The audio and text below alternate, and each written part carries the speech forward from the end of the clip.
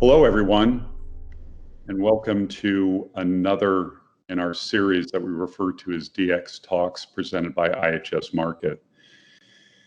I'm David Hicks. I'm Senior Vice President of Upstream Energy at IHS Markit, and with me today are three of our leaders in the company, Jeannie Ernetta, who is Vice President of Human Resources, Leanne Todd, who's Senior Vice President, along with me in Upstream Energy, and Steve Tan, who is Vice President of Strategy for our Opus division. So welcome, everybody. It's great to see everyone again and have another chance to talk about digital transformation. So today's focus is sort of the other side of DX.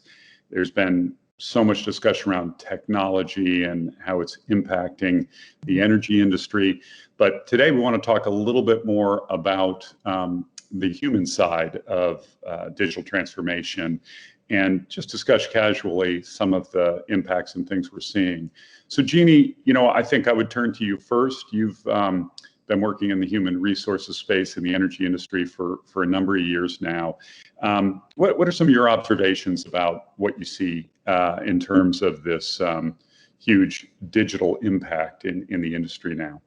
Sure. Well, good morning, David, and thank you for having me here. I would say, traditionally we've seen a lot of focus on artificial intelligence and streamlining and automation, and now it seems that people are turning more, or organizations are turning more of the focus on people. It's not only what we work on, and how we work on it, but it's now where we work on it is a big piece of it. It is no longer important to be co-located. It's no longer a requirement to be co-located, which means that has opened up a whole world of new talent for us to access, not only internally, but also externally. So it's pretty exciting times. And I think that, if you could take a silver lining out of a terrible thing like COVID, that would be that it was an accelerant to really test the whole work from home and work remote concept. So that is my big focus. Yeah, that's interesting, and we can't really talk about anything these days and not talk a little bit about the pandemic and that impact. And I guess, and Leanne, I'm sure you're seeing this as well, but how does it impact how we're staffing or how we bring people on, through this period? Yeah, it's a great question with the staffing. When you look at the digital transformation and sort of even what's been happening over the last 2 years in organizations, let's talk an oil and gas company. Their technical people have been turning more into working with the data science. So taking the disciplines, really aligning that in. Where you were seeing it work was taking another technical discipline and merging it with a group that would be working in the data sciences, because they know that domain expertise is still critical. What you're also seeing, which is that incredible change of difference, is a lot of these technical folks that are coming from oil and gas companies are going to work at Google. They're going to work at Amazon. They're going to work in a very different sector compared to where they were, but servicing back into the energy sector. And that's really where there's going to be a lot of hub of innovation coming. So they know, even with, Amazon and Google and Microsoft, they need to take that technical discipline over. So that gets to be a really interesting piece, because now it's like, okay, what are we going to do in the future as well? So we've got the today. What are we going to do in the future? And you're starting to see, and Jeannie, you really brought this up, and I think there is a component of, you don't need to put the pressure on your local universities anymore. It's going to be global universities of where the training and the development will come from, and looking at a lot of the, the data sciences and the analytics coming out of those groups, along with technical disciplines. So potentially you're going to see a big shift in universities. I think I've already seen it in some of them that I've talked to globally, where they're putting the data sciences along with earth sciences together. They're creating this symbiotic relationship to make sure when they come out, they can go into those types of teams and work. Yeah, I mean, I'm sorry, go ahead, Jeannie. I was just going to say, Leanne, I was talking to a colleague of mine early this morning in an independent oil company, and he was saying, I was asking about his impression, and he was saying, it used to be that geologists and geophysicists would spend 50% of our time just trying to find the data.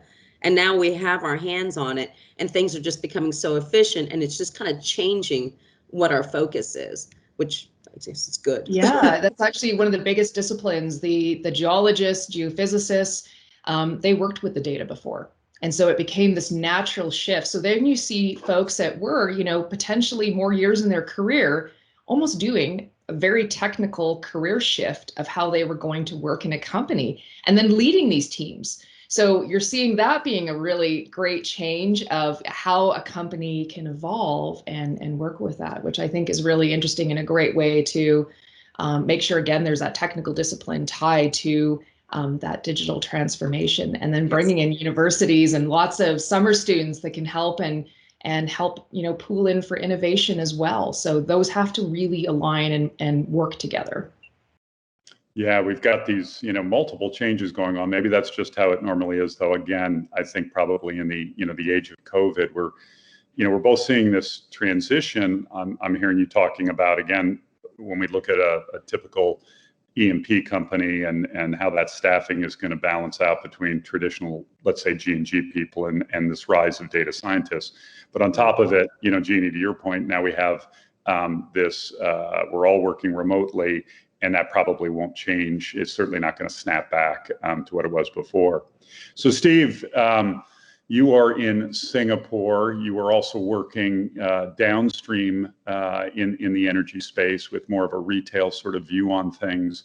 What are you seeing in terms of the human factor and what's going on as we go through this massive digital transformation?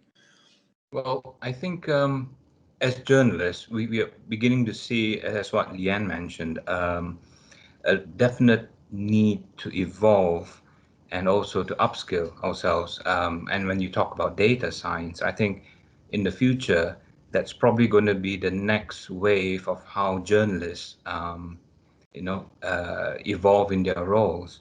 So if you think about the internet, I think that was a huge transformation in terms of the democratization of publishing.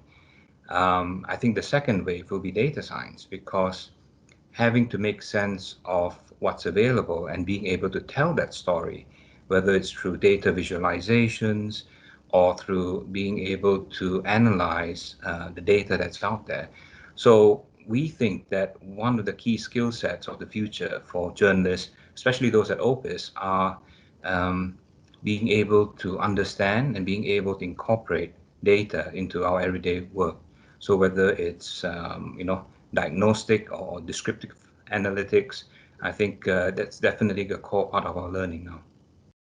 Yeah, that's really interesting, Steve, because again, when we talk about digital transformation within energy, many of us, and I think a lot of people, have a tendency to think of subsurface technical impact, seismic imaging. But yeah, from the aspect of journalism and communicating, it's having just as big an impact. Absolutely. So if you Yes. think about what robots can do now, essentially, a lot of large media companies are already employing robots to deliver content. And these are the type of content that is repeatable and is fast. So in a sense, from a journalistic standpoint, we have to understand how we can look at this as both an opportunity as a threat. So I think, for us, definitely there's an opportunity there. And what we've set ourselves in terms of a goal is for the team to at least start incorporating elements of data science and coding into our everyday lives. I'll jump in, David, with what Steve is saying. It actually was an interesting session that I was watching the other day, and they were talking about in the next 10 years that companies will be bringing in behavioral science experts to be working in the company along with it, because it's becoming so removed that you have to understand how people are going to consume this in a different way, whichever the industry. And they think that's going to be one of the up and coming that was never part of companies before.